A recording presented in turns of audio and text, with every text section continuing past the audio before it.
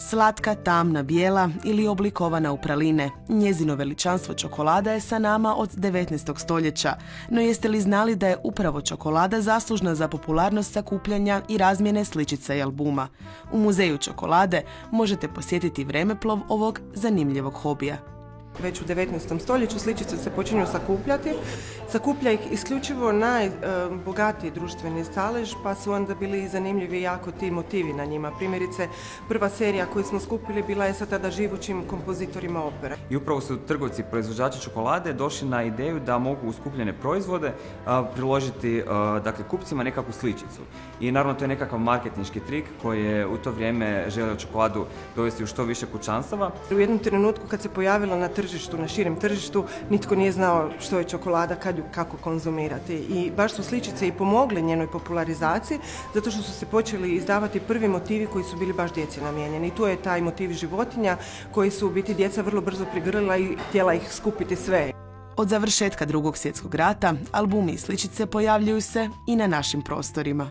Možemo govoriti o puno većem tisku tih kataloga, to jest albuma i sličica nakon Drugog svjetskog rata. Dakle, u vremenu Jugoslavije izlazilo je jako puno albuma i oni su bili jako zanimljivi jer su bili poput malih enciklopedija. Dakle, imali su nekakvu obrazovnu ulogu i možda su upravo iz tog razloga i albumi postali jako popularni među djecom.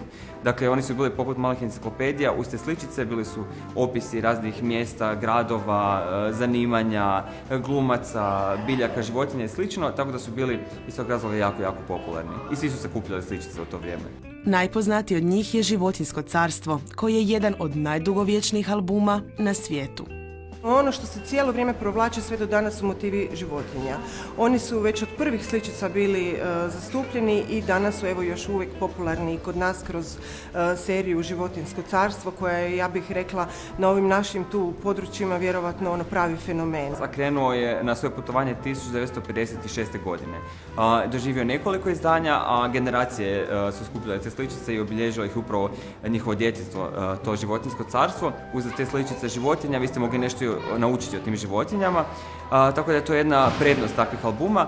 Kasnije, s vremenom, možemo vidjeti da albumi koji izlaze sve manje imaju obrazovnu ulogu, sve više je to nekakva samo popularna kultura koja je tu samo kratkotrajno i nema tu obrazovnu ulogu.